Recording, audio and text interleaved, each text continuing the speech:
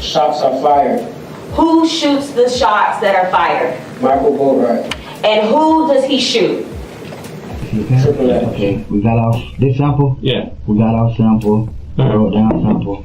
Turn on this. We gotta make a U-turn because you can't just turn him now. Yeah. Make a U-turn and went in. XXXTentacion's killer finally breaks his silence. One of the 4 men convicted in the murder of XXXTentacion is free. He is driving commercial trucks across the United States right now, living under a sealed address, checking in weekly with a probation officer.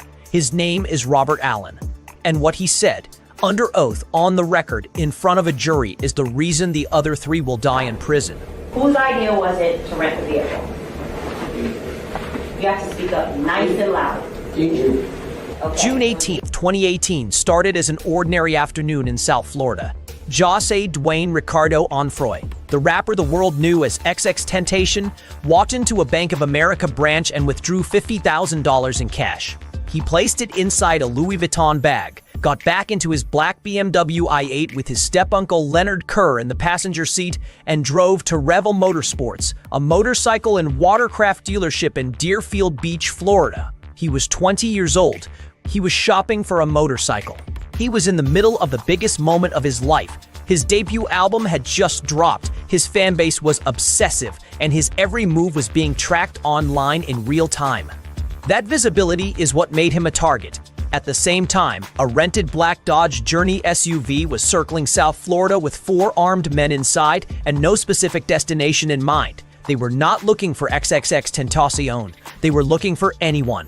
They had guns, they had masks, and they had a plan that was as brutal in its simplicity as it was in its execution.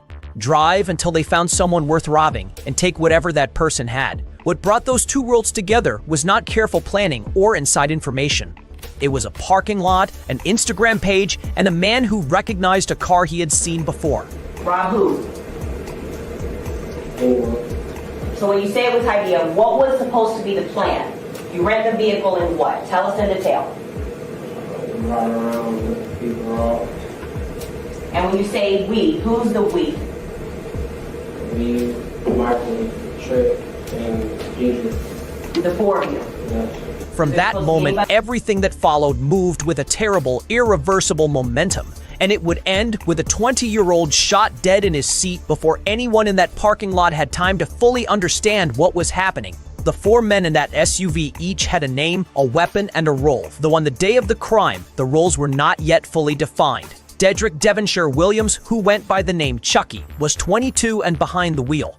He had a prior record that included grand theft auto, burglary, assault, and cocaine possession. He was on probation at the time. He was also a tattoo artist and a father of 4. Williams had a .38 revolver with a distinctive hammer and trigger that would later become a critical piece of evidence. You turned a robbery into a murder. When you stood there and fired that weapon, you didn't just end 1 life. You effectively ended 5 lives, including your own. Like I just said, you need to understand that when we say life in Florida State Prison, that means life. Now, as the song says, you can check out anytime you like, but you can never leave. You will spend the rest of your life in prison. From here, Michael Cheryl Boatwright, also 22, was in the vehicle with a short-barreled .22 caliber rifle, small enough to conceal, deadly enough to kill.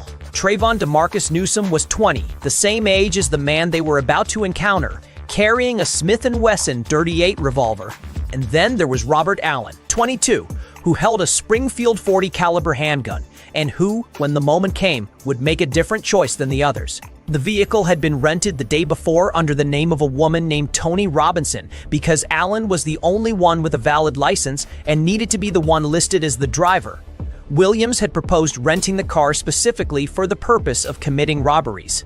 The plan was loose and general. Find someone with Ubers or anyone they spotted on the road and take what they had. There was no target. There was no address. There was just 4 men with guns, a full tank of gas, and the kind of moral emptiness that makes the unthinkable feel routine.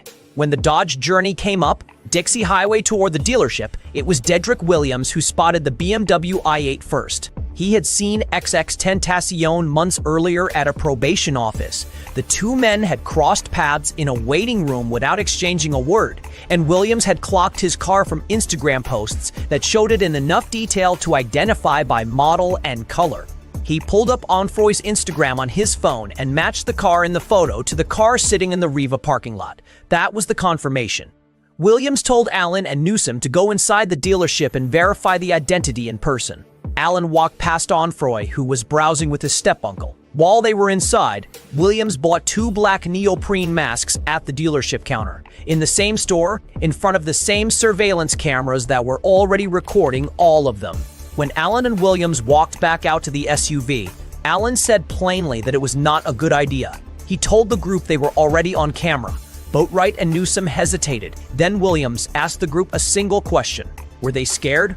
That was all it took.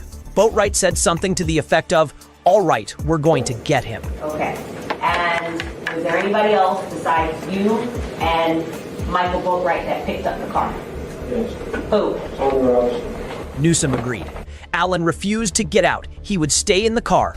What followed lasted approximately 3 minutes. The Dodge Journey moved across the street and parked.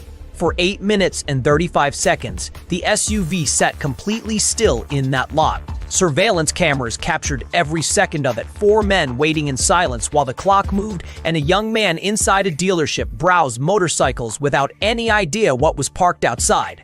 At trial, lead prosecutor Pascala Ischiel played that footage for the jury in complete silence, all 8 minutes and 35 seconds of it, without commentary, to show them precisely what premeditation looks like in real time.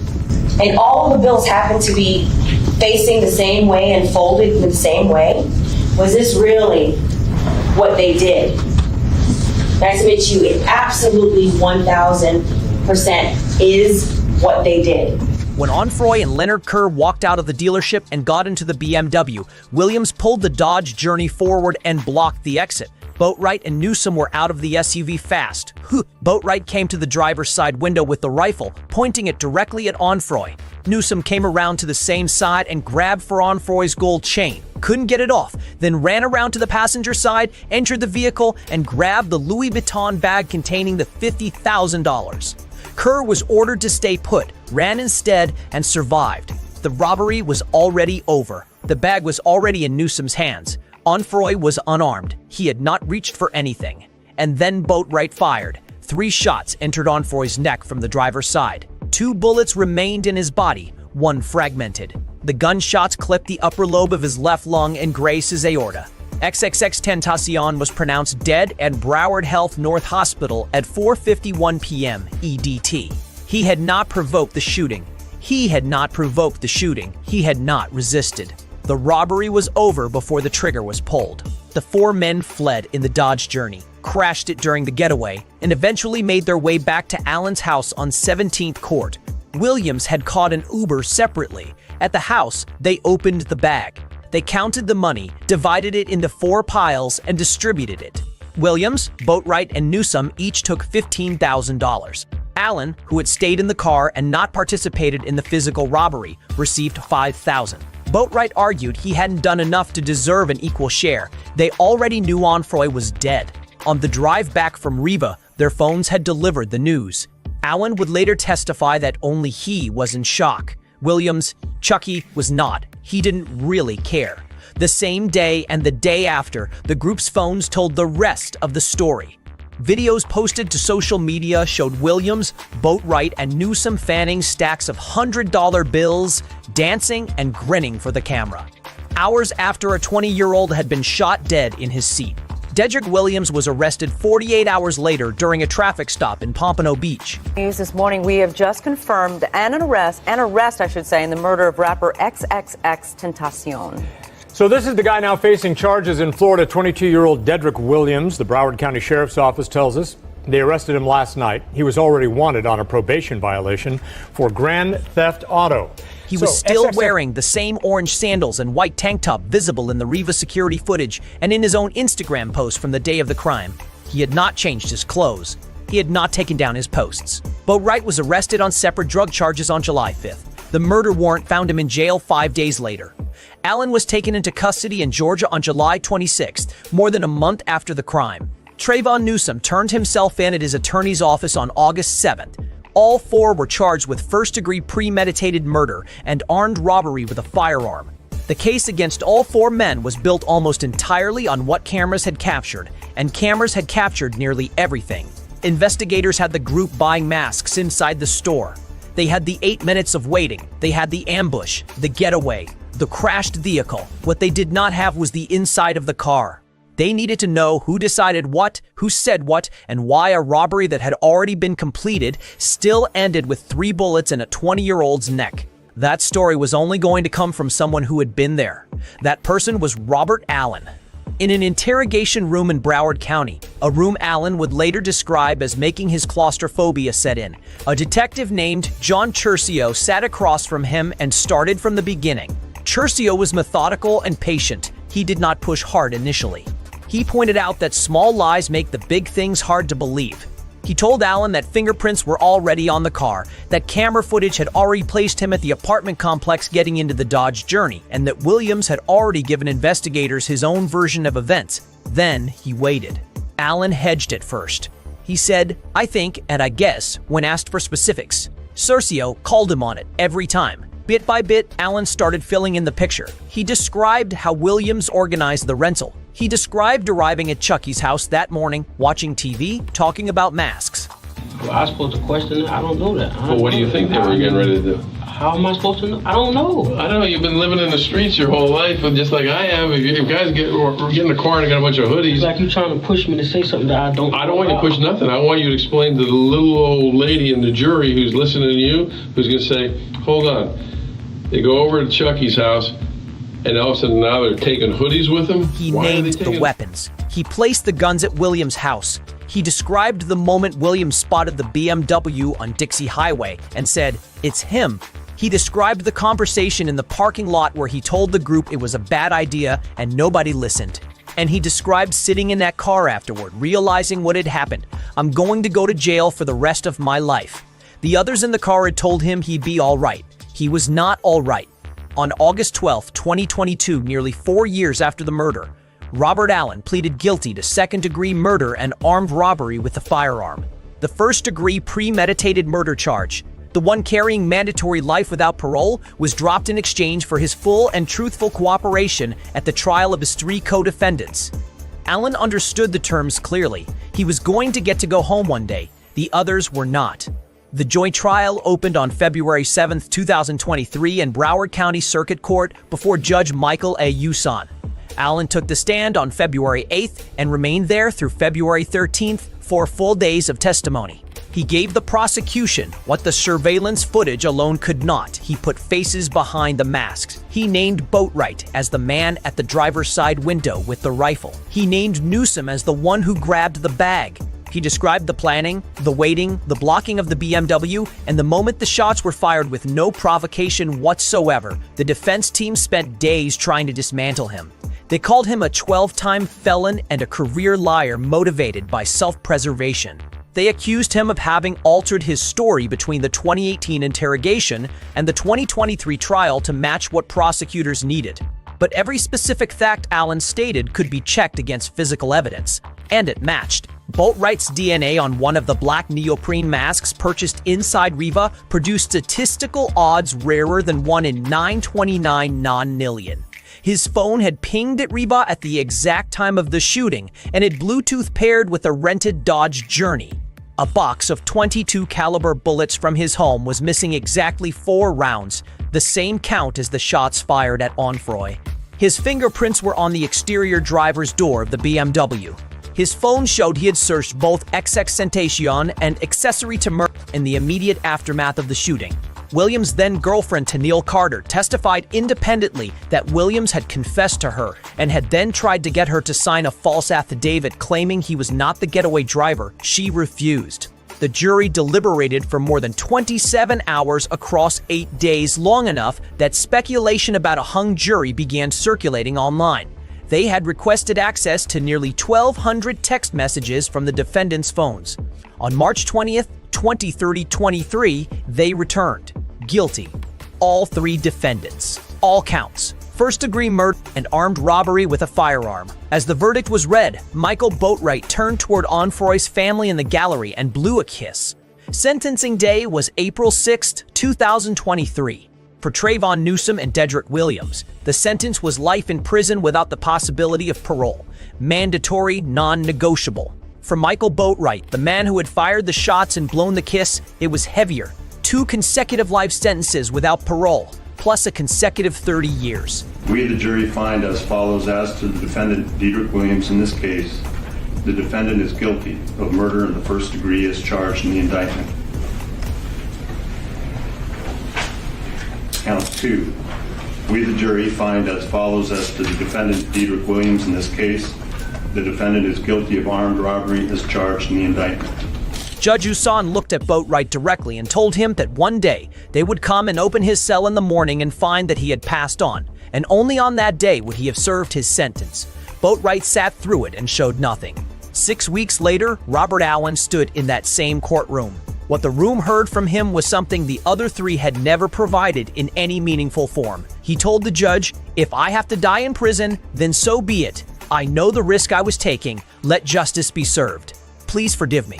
Judge Usan noted Allen's genuine remorse. He also cited cooperation Allen had provided in a separate cold case murder tied to a gang cooperation that prosecutors said had put Allen's own life at risk. Onfroy's family had been consulted before the plea was finalized. They accepted the arrangement. Allen was sentenced to 7 years with credit for approximately 4 years, 9 months, and 21 days of pretrial detention. The math left him with roughly 2 years still to serve. In October 2023, Robert Allen walked out of prison and into 20 years of probation. Allen did not resurface publicly. His home address was sealed by court order. He checked in weekly with his probation officer. He attended mandatory in-person meetings every 6 weeks. He was prohibited from contacting Onfroy's family. For a while, the world moved on. Then, in October 2024, from inside Martin Correctional Institution in Florida, Michael Boatwright somehow unlocked a phone and accessed Instagram. His post was brief and unambiguous. He was not sorry for anything he had done. The post spread immediately. Onfroy's mother publicly responded. Fans who had followed the case since 2018 saw it, remembered everything, and shared it across every platform, the same way Boatwright's own phone had once betrayed him through location data, Bluetooth pings, and search history. The irony was not lost on anyone. A month later, Dedrick Williams' attorneys filed an appeal brief arguing that Drake, whose public feud with Onfroy had already been raised and dismissed during the original trial, should be reconsidered as an alternate suspect. Drake had already been subpoenaed and excused by the judge. Investigators had explicitly ruled out any celebrity involvement throughout the proceedings.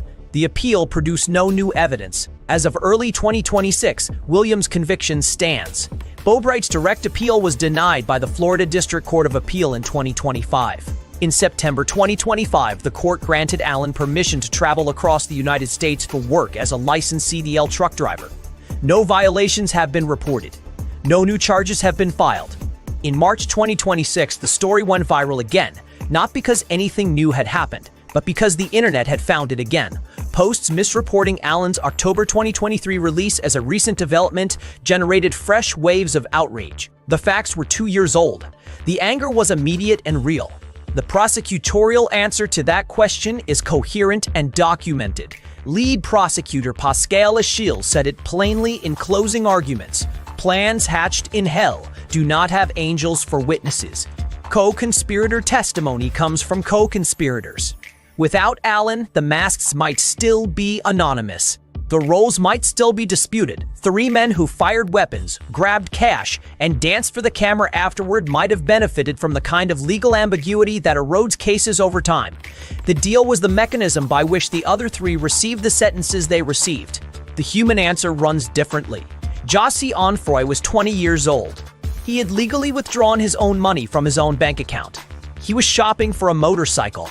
4 men followed him, confirmed his identity, bought masks in his presence, waited 8 minutes and 35 seconds in a parking lot, blocked his car, robbed him at gunpoint, and then shot him 3 times after the robbery was already finished. One of those 4 men is on a highway in the United States today. The other 3 will die in cells with stainless steel beds. Robert Allen broke his silence in an interrogation room. He broke it again on a witness stand. He broke it one final time before a judge who accepted his remorse as sincere. the 3 who said nothing, showed nothing, and admitted nothing at the verdict, at sentencing, and even from inside a prison on Instagram are paying for the silence they chose to keep. That is what speaking cost Alan. That is what silence cost everyone else. Let us know your thoughts and comments below. If you enjoyed this breakdown, don't forget to like this video to support the channel, subscribe to Holly Hype TV for the latest updates, and turn on notifications so you never miss an upload. Until next time, peace out.